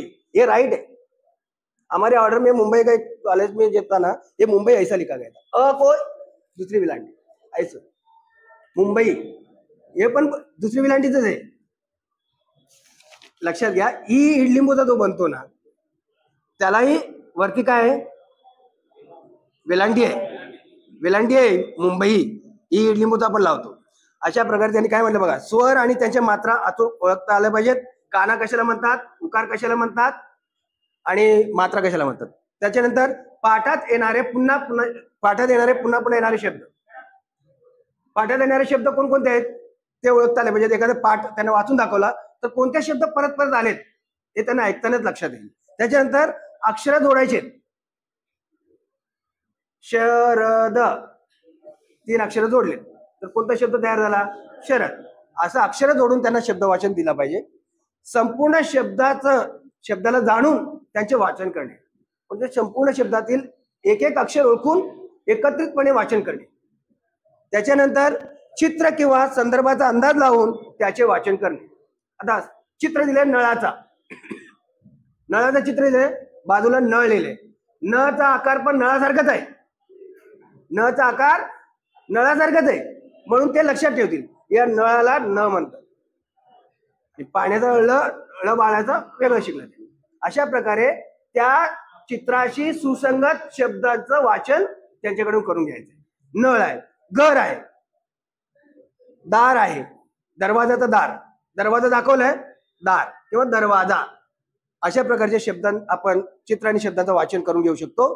त्याच्यानंतर सांकेतिक लिपीचे मजकुरात रूपांतर करणे, पूर्ण शब्द ओळखणे, चित्र किंवा संदर्भ यांच्या अंदाजाने वाचन करणे. आपण चित्र वाचन पण त्यांच्याकडून घेऊ शकतो. चित्रात काय काय दिसतं ते आपल्यापेक्षा जास्त सखोलपणे सांगू शकतात आणि जास्त माहिती देऊ शकतात. आणि परिसरातील जे उपलब्ध पाठ्यविषय संदर्भ यांचे वाचन करून स्वतःच्या दैनंदिन जीवनानुभवाशी आणि परिस्थितीशी सांगड घालतात. मी जास्त विस्तारित जात नाही कारण अजून बरेच तुम्हाला सत्र ऐकायचे आहेत आणि तुम्ही याच्यात खूप माहीर आहेत कारण आपण स्वतः शिकवतो, विद्यार्थ्यांना घडवतो आणि या शिकवण्यामध्ये अध्ययन निष्पत्ती साध्य करण्यासाठी आपल्याला काय जास्त सांगायची गरज नाही बसणार. पाठ्यविषय संदर्भ यावर आधारित प्रश्नांना तोंडी आणि लेखी स्वरूपात उत्तरे देतात. तोंडी प्रश्न विचारा, त्यांना लेखी पण लिहिता आल्या पाहिजे. लेखी येण्यासाठी त्यांना वेळ लागतो आणि त्यांची अक्षरे काय एवढ्या लहान येत नाहीत. त्यांची प्रश्नपत्रिका पण मोठ्या साईजची आहे आणि जागा पण मोकळी दिलेली आहे. तुम्ही नंतर प्रश्नपत्रिकेमध्ये ते बघू शकता. आणि दैनंदिन जीवन कार्यात वाचन व लेखनाचा उपयोग करतात. आता दैनंदिन जीवनामध्ये आवश्यक असणाऱ्या ज्या गोष्टी आहेत त्याचं वाचन करता आलं पाहिजे. का देवपूजा, सकाळी लवकर उठणे, देवपूजा करणे किंवा इतर गोष्टी ज्या आहेत ते साध्या साध्या वाक्यामध्ये त्यांना वाचता आलं पाहिजे. अक्षर, शब्द व वाक्याचे वाचन लेखन करतात. संभाषण करणे, लेखनासाठी आवश्यकतेनुसार स्वतःच्या भाषेत किंवा प्राथमिक भाषेत त्याचा वापर करतात. स्वतःच्या भाषेत जरी ते बोललेत तरी अचूक मानायचं नाही. अशा प्रकारे आपल्याला एकूण हे जे शिक्षण आहे ते 9 भाषेमध्ये प्रशिक्षण आपल्याला शिकवता येईल. आणि शेवटचं एक गणित. गणिताचे जे अध्याय निष्पत्ती आहेत ते अगदी 10च आहेत. पहिला, दैनंदिन जीवनात 1 ते 10,000 संख्यांचे वाचन व लेखन करतात. बघा, 1 ते 10,000 संख्यांचं वाचन लेखन करता आलं पाहिजे एवढं त्याने शिकवायचं. पण लगेच 1 ते 10,000 पर्यंत संख्या न्यायची नाहीत. आपल्याला फक्त 0 ते 9 अंक अगदी चांगल्या प्रकारे घटून घ्यायचे. 0 ते 9 अंक घटून घेतल्यानंतर मग पुढचे अंक कसे तयार होतात त्यांना जर आपण शिकवत गेलो, 1 नंतर 1 लावला तर 11 होतात. अशा प्रकारे 1 ते 1 वर 2 लावा, 1 3 लावा, 1 4 लावा, 1 ते 9 पर्यंत लावल्यानंतर मग 2 येतात, मग 2 वर 0 लावा. अशा प्रकारे 100 पर्यंत अंक त्यांना घटवा. त्याच्यानंतर त्यांची ओळख त्यांना होईल. 1 ते 999 संख्येतील एकक, दशक, शतक स्थानी असलेल्या अंकांच्या स्थानिक किमती ओळखता येतील. स्थानिक किमती बघा, त्यांना नोटा देऊन बेरजा करायला सांगा. 1-1चे 2 नाणे द्या, 10 रुपयाची 1 नाणी द्या, 20 रुपयाची 1 नोट द्या. एकूण किती रुपये झाले विचारा. त्या नाणी ठेवून त्याच्या पुढे अंक लिहायला सांगा, त्याची बेरीज करायला सांगा. अगदीच आता संकलित मूल्यमापन मध्ये ते आलं होतं प्रश्न तसा प्रकारचा. नोटा दिलेत त्यांनी, नोटा दिलेत, नाणी दिलेत, त्याच्या पुढे आपल्याला अंक लिहून त्यांच्या बेरजा करायच्या होत्या. अगदीच अशा प्रकारे स्पष्ट पद्धतीने आपल्याला हे गणित शिकवायचं आहे. समान म्हणजे बरोबर चिन्हाचं महत्व, अधिक, वजाबाकी, गुणाकार आणि भागाकार. आता प्रौढ असाक्षरांना भागाकार घटक शिकवणे थोडंसं कठीण जाईल, पण त्यांना आपल्या या गणित भाषेमधला भागाकार शिकवायचा नाहीये. आपल्याला व्यावहारिक भागाकार शिकवायचा. त्यांना व्यावहारिक भागाकार म्हणजे बघ, तुझ्याकडे 10 लाडू आहेत, तू 5 जणांना वाट. त्यालाच विचारायचं. 5 जण वाटलं ना, प्रत्येकाला 2-2 लाडू मिळतात, प्रत्येकाला 2-2 लाडू मिळतात. पण या व्यावहारिक गणातून त्यांना भागाकार शिकवायचे. त्याच पद्धतीने गुणाकारही शिकवायचे. सगळ्यांना 3-3 लाडू वाटा. 10 जणांना वाटलेत, एकूण किती लाडू झालेत? 30 लाडू झाले. 3चा पाडा 10 पर्यंत म्हणा. अशा प्रकारे त्यांना गुणाकार, भागाकार, बेरीज म्हणजे काय, बेरीजची संकल्पना त्यांना सहजपणे सांगा. बेरीज म्हणजे अधिक करणे, जमा करणे, मिळवणे, वाढवणे, जोडणे, या शब्दांच्या संकल्पनेने त्यांना बेरीज संकल्पना समजावून सांगा. 2 मीटरची पट्टी, 3 मीटरची पट्टी एकमेकांना जोडले तर किती मीटरची पट्टी तयार होईल? अशा प्रकारचे उदाहरण साध्या म्हणजे आपल्या जे व्यावहारिक ज्ञानातून ते करू शकतात. त्यांना विचारा, निरक्षर जे रंगकाम करणारे येतात ना, त्यांना किती ज्ञान असतं आपल्यापेक्षा. पॉइंट है वो है चित्रवाचन. जो चित्र हमको दिए जाते हैं, बहुत सारे फोटोज आपको दिए गए हैं और आपको ये ट्रेनिंग अपने केंद्र में देना है, तो आपको भी ऐसे ही देना है और ऐसे ही बोलना है. यही PDF आपको दी जाएंगी, यही आपको अपने केंद्र में CRC में आपको भी इसी तरीके से अरेंजमेंट करना है. तो चित्रवाचन के लिए बहुत सारे फोटोज आपको दिए गए हैं. चित्रवाचन का जो मतलब है, जो मीनिंग है, एग्जैक्टली वो क्या है? सिर्फ तस्वीर को देखना, सिर्फ फोटो को देखना उसका उद्देश्य है. चित्रवाचन से हम क्या समझते हैं? हम बच्चों के पैट के एग्जाम लेते हैं, उसमें जनरली जो क्वेश्चंस आते हैं उसमें आपको लिखा रहता है तस्वीर देखो और अपने लफ्जों में उसको बयान करो, मतलब अपने शब्दों में उसके बारे में उल्लेख करो कि इसमें क्या आपको दिखाई दे रहा है तस्वीर में, फोटो में. वैसे ही आपको यहाँ पर मैं बता चुका हूँ कि जो असाक्षर लोग हमारे पास में है वो दरअसल RT के जो बच्चे हैं ना, हमारे पास RT एक्ट 2009, एक एग्जाम्पल दे रहा हूं मैं कि RT एक्ट 2009 के जो बच्चे हैं बिल्कुल उनके तरह हमारे लिए ये असाक्षर लोग हैं. RT वालों को भी सब आता है, सिर्फ उनको पढ़ना लिखना नहीं आता, बाकी सब के अंदर वो एबल रहते हैं. बल्कि हमारे क्लास के रेगुलर बच्चों से ज्यादा नॉलेज उनके पास में रहती है. लेकिन सिर्फ फर्क क्या रहता है हमारे रेगुलर बच्चों में और RT वालों में? उनको पढ़ना लिखना नहीं आता है और इनको पढ़ना लिखना आता है. जबकि ज्यादा कॉन्फिडेंस RT वालों में रहता है, क्योंकि वो अदर जो एक्टिविटीज है, जो कल्चरल एक्टिविटीज है, उसमें वो ज्यादा फोकस करते हैं, उसमें उनका ज्यादा ध्यान रहता है कि मुझको ऐसा करना चाहिए. तो इसी तरीके से ये जो लोग हैं असाक्षर, ये भी बिल्कुल उन RT बच्चों की तरह है जिनको पढ़ना लिखना नहीं आता है, लेकिन बाकी वो सारे काम करते हैं. क्योंकि आप ये ना भूले कि वो एक माँ भी है. अगर वो असाक्षर है लेकिन वो एक माँ भी है, और माँ जो है, मदर जो है, वो अपने बच्चे की पहली टीचर है। आपकी नजर में भले ही वो असाक्षर है, लेकिन उसके बच्चे के लिए वो शिक्षक है, वो टीचर है, शिक्षिका है वो, है ना। तो ऐसे ही हर व्यक्ति जो असाक्षर है, इसका ये मतलब बिल्कुल नहीं है कि वो कमतर है या कमजोर है, बल्कि हमको उनको पढ़ना लिखना सिखाना है। और बाकी हमारा जो माशरा है, जो हमारी सोसाइटी है, हमारी सोसाइटी में उनको रेगुलर जो काम है उसके लायक हमको बनाना है। वो किसी के ऊपर निर्भर ना रहे, किसी के ऊपर वो डिपेंड ना रहे। अगर उनके साथ समाज में कोई गलती होती है, कोई मिस्टेक उनसे हो जाती है, तो उनको शर्मिंदा ना होना पड़े, बल्कि उनको अपना डिफेंड करके आना चाहिए। अगर उनसे कोई मिस्टेक हुई है तो उनको डिफेंड करके आना चाहिए कि इसका रीजन क्या है, ये क्यों ऐसा हुआ है। वरना अक्सर हम देखते हैं कि जिसको पढ़ लिख कर नहीं आता है, वो लोग हमारे यहाँ पर चप्पल बाहर उतार के अंदर आते हैं ऑफिस में। हम सब टीचर्स है ना यहाँ पे, होता है ऐसा। अच्छा, अगर कोई पत्रकार तुम्हारी स्कूल में आएगा तो वो चप्पल बाहर उतार के आएगा क्या? यानी डिफरेंस है ना। वो लोग डरते हैं, क्यों? क्योंकि उनको आता नहीं है, उनको पढ़ना नहीं आता, उनको लिखना नहीं आता, इसी वजह से उनको प्रॉपर बोलना नहीं आता।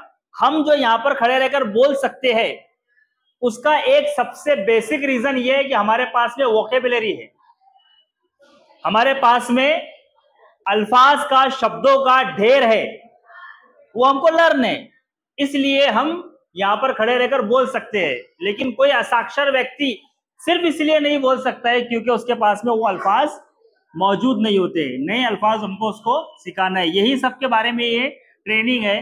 देखिए, एक तस्वीर आपको यहाँ पर नजर आ रही, आपको ट्रेनिंग में सबको ऐसे इन्वॉल्व करना है। अकेले खड़े रह के यहाँ खाली भाषण आपको नहीं देना है, बल्कि आपको इन्वॉल्व करना है, तो इंटरेस्ट बढ़ता है। वरना ट्रेनिंग तो ऐसी है कि मैं यहाँ खड़े रह के बोलूँ, खाली आपको पढ़ के सुना दूं, जैसी ट्रेनिंग हमको मिली ऑनलाइन, सिर्फ पढ़ के सुना दिया गया पीडीएफ। हालांकि इतना काफी नहीं रहता है, क्योंकि पीडीएफ को सिर्फ पढ़ के सुना देना ही अगर है तो वो तो आप लोग भी पढ़ सकते हैं, वो मैं आपको व्हाट्सएप कर दूंगा तो आप भी पढ़ लोगे, है ना। देखो यहाँ पर तस्वीर जो, क्या आपको लग रहा है कहाँ की तस्वीर हो सकती है? वेरी गुड, कहाँ की? अच्छा, वो असाक्षर व्यक्ति से अगर आप पूछोगे तो क्या वो बता पाएगा इसको? बिल्कुल बता पाएगा, बिल्कुल वो आपको बता पाएगा कि ये जो तस्वीर है, ये जो इमेज है, ये कहाँ की है? गांव की है। अब आपको धीरे धीरे उसके साथ संवाद साधते हुए क्या करना है कि उसको मोटिवेट करना है और उसको नए नए शब्द से उसकी पहचान करानी है। फिर आप उसको इस चित्र के बारे में पूछेंगे कि ये चित्र में आपको क्या दिखाई दे रहा है, वो बहुत सारी बातें बताएगा। जैसे शाकिर सर प्लीज, आपको जो भी नजर आ रहा है सर, इसमें एक एक करके थोड़ा सा जी। हाँ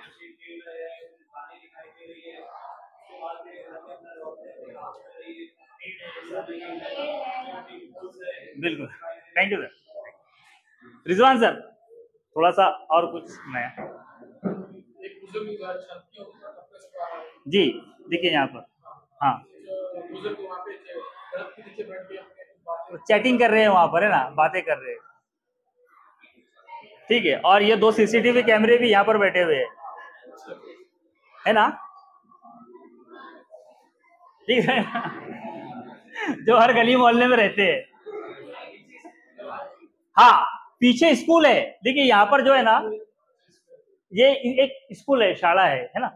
तो ऐसा वो नहीं ये देखिए यहाँ पे ये मार्केट है, ये स्टोर है, बहुत सारी चीजें वो बताएंगे आपको। अब आप जरा मुझको एक बात बताइए, ये जो फोटो है, ये जो तस्वीर है, इसका कोई रीजन होगा देने का या बताने का ट्रेनिंग में? कोई रीजन होगा ना कि क्यों दिया गया, यही तस्वीर क्यों दी गई?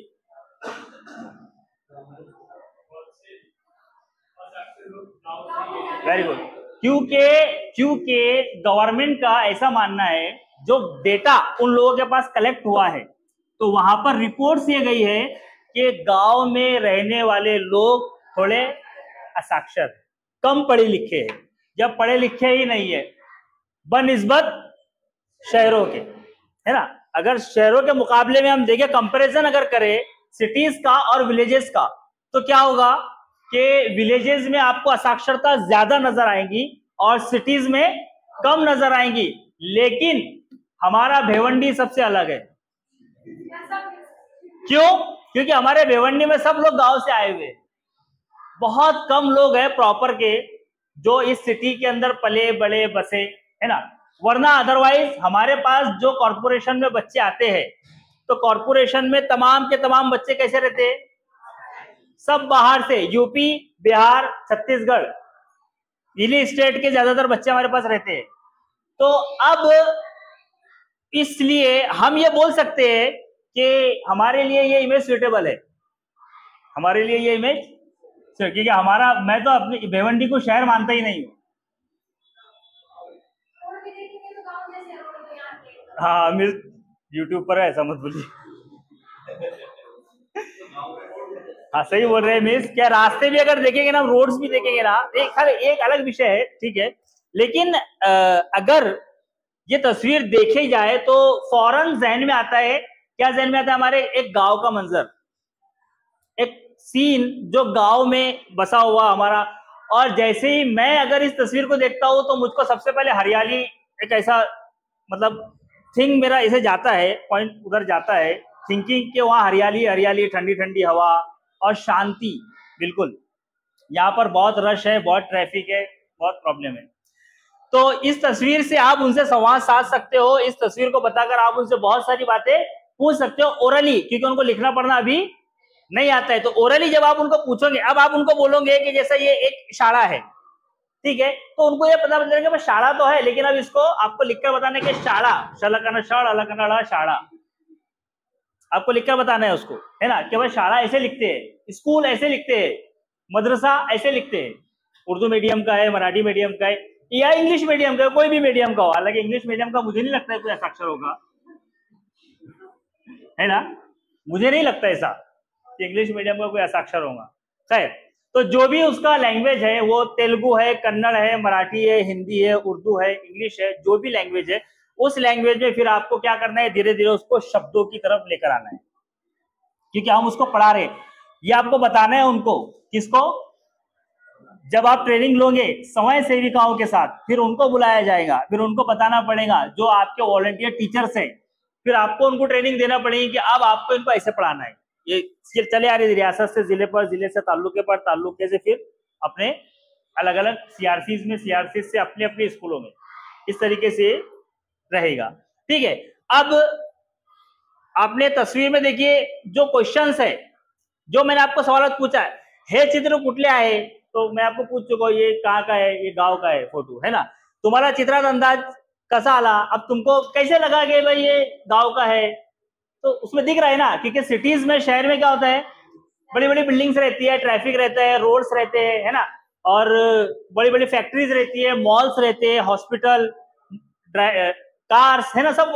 लेकिन गांव में ऐसा कुछ नहीं रहता। गांव में आज भी बच्चे चक्का ही चला रहे हैं, गांव में आकर खेलते हैं और स्वस्थ रहते हैं, हमारी तरह नहीं है बीमार। या चित्रातील कोणत्या गोष्टी तुमच्या आजूबाजूला आहेत, अब तुम्हारे परिसर में, उसमें से जो है वो तुम्हारे परिसर में है क्या?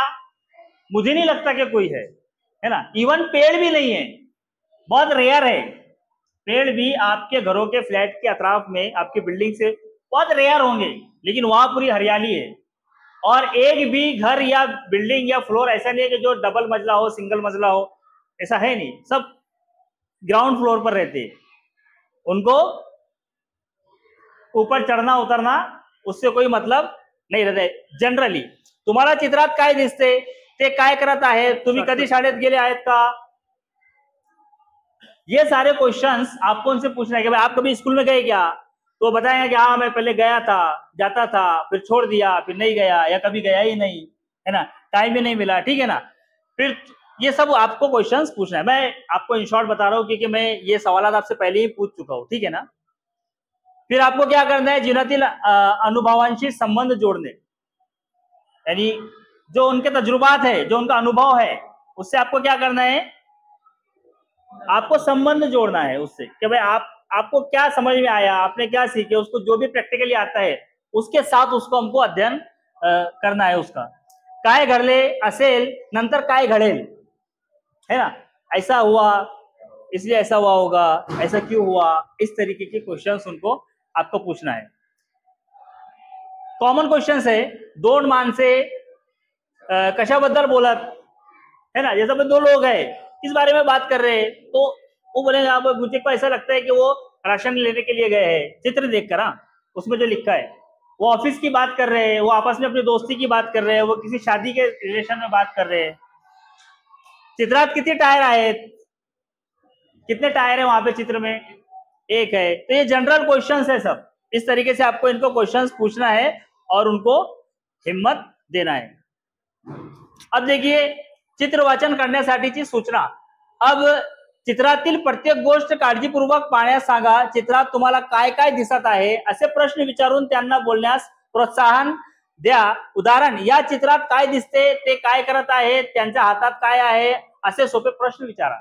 आपको क्या करना है, एकदम शॉर्ट क्वेश्चंस, एक सिंपल क्वेश्चंस पूछना है. किसकी तस्वीर है, कौन कौन इसमें नजर आ रहे हैं, है ना, वो क्या काम कर रहा है, उसके हाथ में क्या है, वो कहाँ जा रहा है इस तस्वीर में, और तुमको क्या दिखता है. तो वो उसके जो एक्सपिरियंसेस है वो भी आपको शेअर करेगा साथ ही साथ.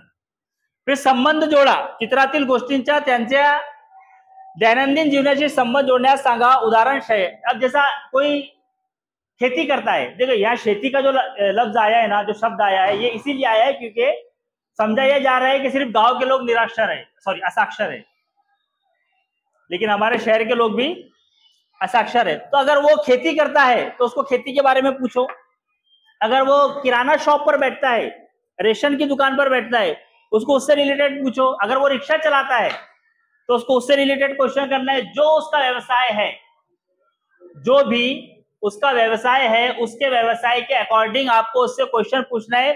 तो क्या होगा कि फिर वो आपसे थोड़ा घुलने मिलने लगेगा, क्योंकि बड़े होने के बाद वो बोलते हैं ना कि लकड़ी गीली है तो मुड़ जाती है, लेकिन सूखी हुई लकड़ी को मोड़ो तो टूट जाती है.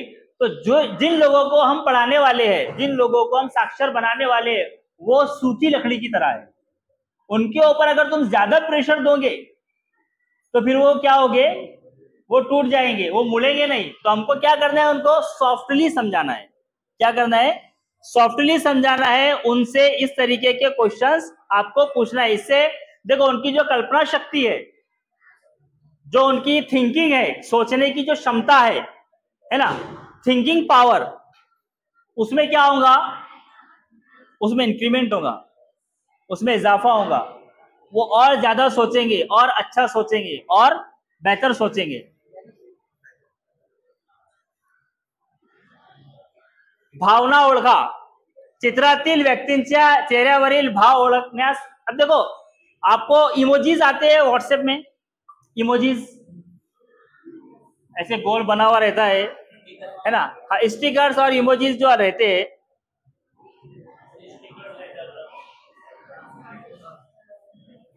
है ना, इस तरीके से देखो,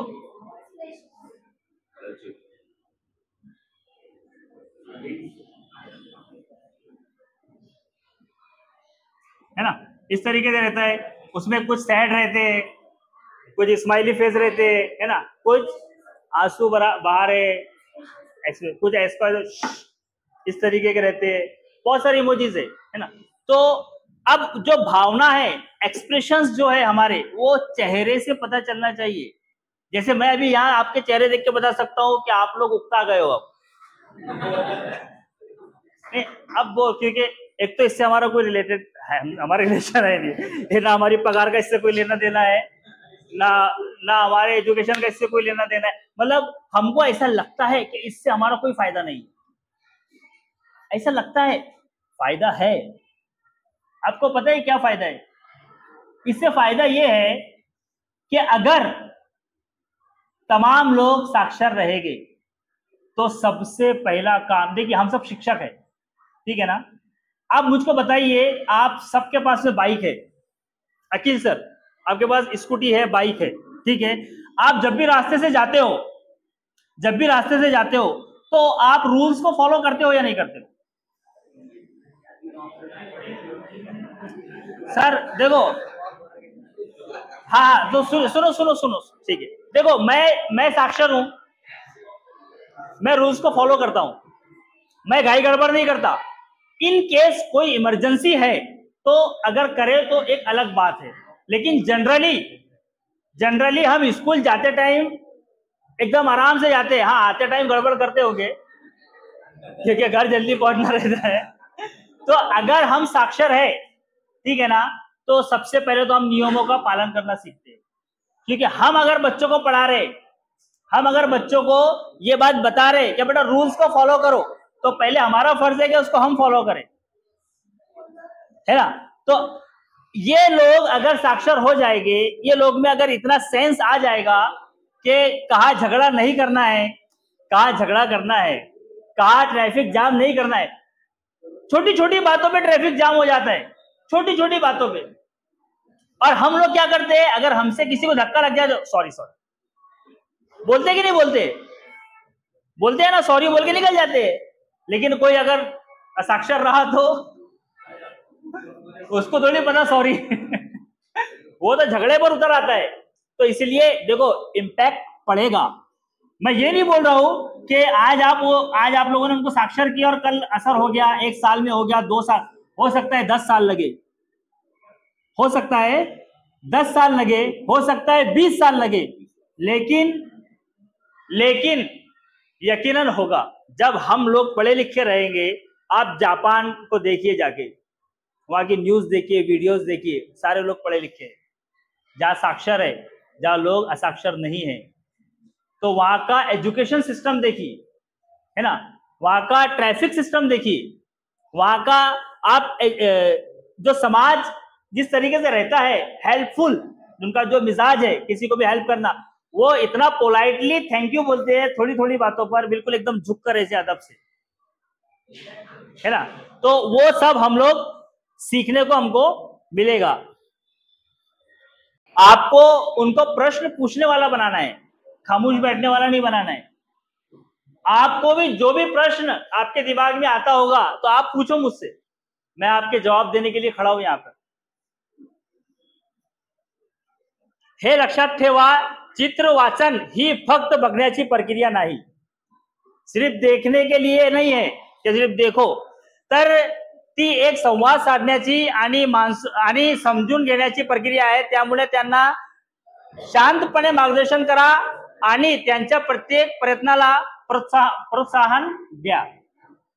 उनके हर किसी प्रयत्न को आपको क्या करना है, प्रोत्साहन देना है। उनको बोलना है, उन्होंने अगर कुछ भी बोले, हम जैसे हमारे बच्चे अगर कोई गलत भी लिख लेते हैं तो हम क्या बोलते हैं उनको, वेरी गुड, बहुत अच्छा।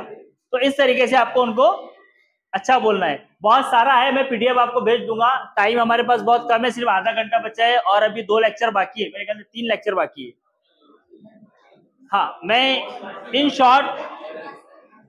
शॉर्ट आपको बता देता हूँ। देखो जैसे ये एक तस्वीर है, इस तस्वीर में आपको तस्वीर बताना है और उनसे संवाद साधना है, आपको बताना है, उनसे पूछना है, फिर उसको शब्दों को उसको लिखकर वहां पर देना है।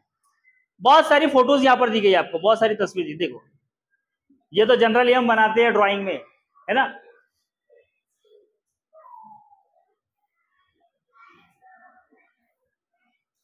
बहुत हमारा फायदा होगा अगर हम हमारे जो असाक्षर लोग हैं उनको, अगर मैं इन शॉर्ट बता दूं आपको, मैं जानता हूं आपकी क्या कंडीशन है।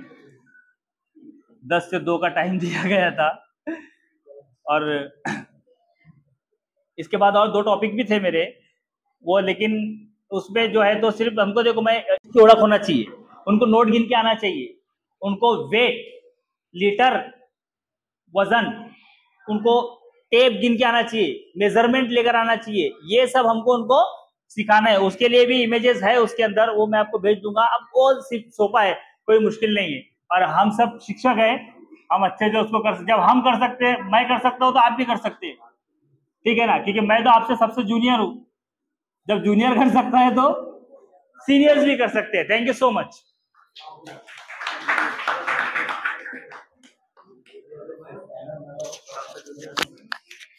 धन्यवाद सर, आपण अतिशय उत्कृष्ट पद्धतीने अध्ययन अध्यापन प्रक्रिया समजावून सांगितली आहे। त्याबद्दल तुमचं पुनश्च अभिनंदन आणि आभार। यानंतर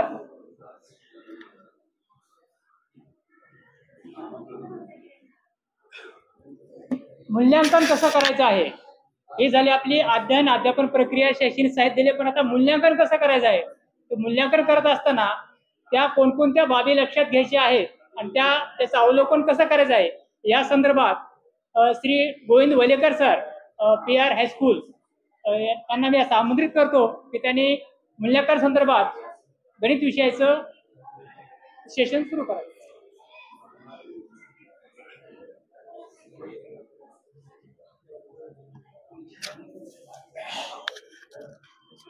नमस्कार.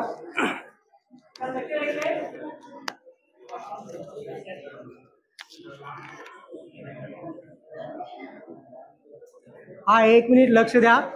हा QR कोड स्कॅन करा, व्हॉट्सअप ग्रुपला जॉईन व्हा.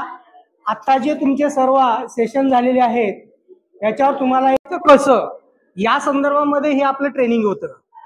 हे सेशन जे झालेले आहेत सर्व, ही सेशन स्वयंसेवकांनी, असाक्षर जी लोक आहेत जे 15 वर्षावरील, त्यांना शिकवायचं कसं या संदर्भामधली ही ट्रेनिंग आहेत.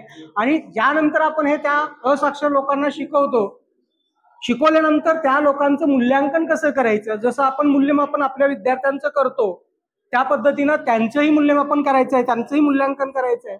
आणि ते मूल्यांकन करत असताना त्यांची परीक्षा, जशी आपण आपल्या मुलांची परीक्षा घेतो तशीच त्या पद्धतीनं सुद्धा त्या असाक्षर जे आहेत त्यांना सर्व कंटेंट शिकवल्यानंतर त्यांची आपल्याला काय करायचं, परीक्षा घ्यायची, मूल्यांकन करायचं आहे. आणि हे मूल्यांकन करण्यासाठी जी काही उद्दिष्ट दिलेले आहेत, काय शिक्षणाची उद्दिष्ट, ही उद्दिष्ट काय आहेत हे आपल्याला बघायचंय. पहिलंच उद्दिष्ट दिलेलं आहे की उल्हास नवभारत साक्षरता कार्यक्रमाची ओळख, उद्दिष्ट, कार्यवाहीचे स्वरूप, अध्ययन निष्पत्ती समजून घेणे. कुणी समजून घेणे आहेत या सर्व, की जे असाक्षर स्वयंसेवकांनी त्यांना समजून द्यायचे, असाक्षर लोकांना त्यांनी त्या समजून घ्यायचे. आणि याचा उपयोग ज्या वेळेला एक्झाम होतील, त्यांच्या परीक्षा होतील, त्यावेळेला त्यांना त्या ठिकाणी करायच्या आहेत. म्हणून आपण हे ट्रेनिंग घेतल्यानंतर आपण ज्या वेळेला ट्रेनिंग देणार आहात त्यावेळेला ते ट्रेनिंग देत असताना स्वयंसेवकांना कोणत्याही अडचणी येणार नाहीत, हे अगोदर आपल्याला त्याची काळजी घ्यायची. याचबरोबर नवभारत साक्षरता कार्यक्रमाचे 100% साक्षरतेचे लक्ष्य साध्य करण्यासाठी स्वयंसेवकांना प्रेरित करणं, स्वयंसेवकाची भूमिका स्पष्ट करणं, हे सर्व कंटेंट झालेले आहेत. स्वयंसेवकाची भूमिका पाटील सरांनी घेतलेलीच आहे, जगन्नाथ पाटील सरांनी. त्याचबरोबर हे साक्षरता आपल्याला 100% करायचं, पण हे साक्षर करत असताना पूर्णपणे त्यांना लिहिता आणि वाचता येईल. जे काय कंटेंट्स आहेत, शाब्दिक उदाहरण असतील, शाब्दिक गणित असतील, संख्या ज्ञान, अंकज्ञान, या सर्व, किंवा आता जे सांगितलं अरुण सरांनी चित्रवाचन, त्यावर विचारलेल्या प्रश्नांची उत्तरं, हे सर्व त्या असाक्षर लोकांना येणं गरजेचं आहे. हे सर्व ते आपल्याला त्यांना शिकवायचंय. अध्ययनार्थीचे शिकणे सुलभ होण्यासाठी SCRT कार्यालयाने संकेतस्थळावर अपलोड करण्यात आलेल्या सर्व अध्ययन अध्यापन साहित्याचा वापराबाबत प्रात्यक्षिक दाखवणे. आताच तुम्ही विचारत होता की त्याचं साहित्य हे पूर्णपणे त्यांच्या वेबसाईटवर आहे. आणि वेबसाईटवर साहित्य कसं अपलोड करायचं, ती वेबसाईट ओपन केली की 5 नंबर याच्यामध्ये सरांनी तुम्हाला ती 13 हे सांगितलेले होते त्याचे कंटेंट्स, ते सर्व कंटेंट्स ओपन होतात. त्याचा अभ्यास आपणही करू शकतो, स्वयंसेवकांनाही करता येतो. त्याचबरोबर जे साक्षर आपण बनवलेले आहेत, असाक्षरचे साक्षर, त्यांच्यासाठी आहे. प्रत्येक प्रवेशिकेमध्ये ज्या प्रवेशिका तुम्हाला दिलेल्या आहेत, 1 ते 4 प्रवेशिकेमध्ये त्यांनी कशाचा अभ्यास करायचा आहे, म्हणजे 1 ते 4 ही प्राथमिक आहे. जसं आपण ज्युनियर सिनियरच्या मुलांना शिकवतो तशा पद्धतीने 1 ते 4 या प्रवेशिकेमध्ये काय कंटेंट्स असतील, तर त्यांना फक्त अंकांची आणि अक्षरांची ओळख करून द्यायची. आणि हे जवळजवळ 9 माध्यमामध्ये उपलब्ध आहे. किती? 9 माध्यम: मराठी, इंग्रजी, हिंदी, गुजराती, उर्दू, कन्नड, तेलुगू, तामिळ, बंगाली, अशा 9 माध्यमामध्ये हे साहित्य उपलब्ध आहे. आणि 1 ते 4 तासिकेमध्ये, जसं बघा, लक्षात ठेवा, आपण प्ले ग्रुप, ज्युनियर सिनियरच्या मुलांना ज्या पद्धतीनं शिकवलं जातं त्याच पद्धतीचं सर्व कंटेंट चित्ररूपामध्ये 1 ते 4 प्रवेशिकेमध्ये आहे. त्याची फक्त त्यामध्ये त्यांना ओळख करून द्यायची. स्टेप वाईज त्यांनाही आपल्याला शिकवायचंय. हे एकाच वेळेला एकदा घेतले, 1 दिवस घेतले, त्यांना आपण सर्व कंटेंट शिकवले लगेच ते शिकणार नाही. जसा आपला वर्षभराचा प्रोग्राम चालू असतो, आपलं जसं शैक्षणिक वर्ष आहे, तसंच त्यांना सुद्धा फक्त त्यांच्या सोयीनुसार आपल्याला शिकवायचं. जे स्वयंसेवक आहेत, काही शिक्षक त्यामध्ये जॉईन असतील, मुख्याध्यापक असतील, यांनी असाक्षर जे आहेत 15 वर्षावरील यांना या पद्धतीनं त्यांच्या वेळेनुसार त्यांना जसा वेळ असेल त्यांच्या व्यवसायामधून त्यानुसार त्यांना ते शिकवायचं आहे. त्याच नंतर पुढे 1 ते 13 ज्या प्रवेशिका दिलेल्या आहेत, त्या 1 ते 13 प्रवेशिकेमध्ये मग पुढे काय आहे, तर मग पुढे त्यांना लिहिता वाचता अक्षरांची ज्ञान करून द्यायचं आहे, अंकांचं ज्ञान करून द्यायचं आहे. त्यामध्ये मग त्यांना बेरीज, वजाबाकी, गुणाकार, भागाकार आहे त्या नमुन्यांचा अभ्यास करून सुद्धा ते मूल्यमापन परीक्षेसाठी तयार होऊ शकतात. त्यानंतर स्वयंसेवकासाठी मार्गदर्शिका सुद्धा आहे. त्या मार्गदर्शिकेचा वापर करून ते असाक्षरांना साक्षर करण्यासाठी त्यांना त्याचा उपयोग होऊ शकतो.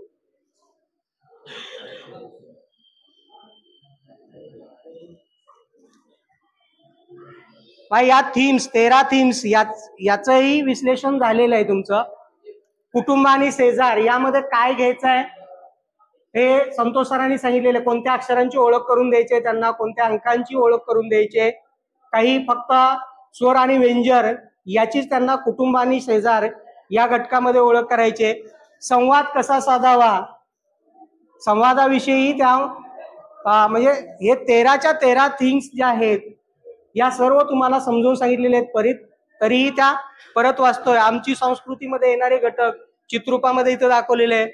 आमच्या आजूबाजूला असणारा जो समाज आहे त्याविषयी किंवा घटक जे आहेत, काही सांस्कृतिक घटक आहेत त्याच्याविषयी आपल्याला पाहायचं आहे. आहार आणि आरोग्य, मतदान, त्यानंतर कायदेविषयक माहिती, आपत्तीचे प्रकार व स्वरूप हे घटक, वेळेबाबत संवाद, प्रवास, मनोरंजन आणि वित्तीय साक्षरता हे घटक जे शिकलेले आहात आपण त्याचंच मूल्यांकन होणार आहे. कारण हे घटक आपण त्यांना शिकवणार आहोत, याच्या संदर्भामध्ये त्यांना आपण ज्ञान देणार आहोत आणि याच्यावर आधारित मूल्यांकन करायचं आहे. त्याच्या प्रश्नपत्रिकेचं स्वरूप पुढे येणार आहे. ते स्वरूप कसं असेल, फक्त त्याचे कंटेंट्स कोणते हे जे आता आपण घेतलेले आहेत ज्या ज्या सत्रामध्ये ते परत रिपीट झालेले आहेत, त्याचं फक्त विश्लेषण देतोय. हे साधारण 9 माध्यमामध्ये उपलब्ध आहे साहित्य. यानंतर यामध्ये येणारे जे घटक आहेत, अध्ययन, निष्पत्ती, भाषा जे शिकवलेलं आहे आपण त्यांना जे शिकवलंय त्याची निष्पत्ती म्हणजेच काय की आपण त्यांना प्रश्न ओरली विचारणे किंवा त्यांची लेखी स्वरूपामध्ये जे आपण उत्तरे त्यांची घेतो, परीक्षा घेतो, म्हणजेच काय आहे अध्ययन निष्पत्ती. मग या अध्ययन निष्पत्तीमध्ये पहिला जो भाग येतो तो भाषेचा येतो. भाषा मराठी यामध्ये अध्ययनार्थीने काय शिकायचं आहे. अध्ययनार्थी जे 15 वर्ष वयोगटाच्या वरचे आहेत त्यांनी काय शिकायचं आहे, अक्षरांच्या चिन्हांना त्यांच्या ध्वनी सोबत जोडतात हे त्यांना आपण शिकवणार आहेत, ते शिकणार आहात. तेच घटक दिलेले आहेत. याचंही तुमचं वाचन झालेलं आहे. भाषा या घटकामध्ये दिलेल्या शब्दातील विशिष्ट अक्षर ओळखतात, तसेच दिलेले अक्षर स्वतंत्रपणे ओळखतात. हे कंटेंट्स त्यांना आपण शिकवणार आहोत. स्वर आणि त्यांच्या स्वरचिन्हे ओळखतात.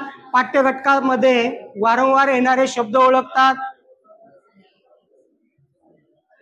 त्याचबरोबर अक्षरांना जोडून म्हणजे डिकोड करून शब्दाचे वाचन करणं झालेलं आहे, सरांनीच घेतलेलं आहे. फक्त ते कंटेंट्स परीक्षेसाठी असणार आहेत, मूल्यांकनामध्ये येणारे हे कंटेंट्स आहेत, म्हणून हे रिपीट होतात.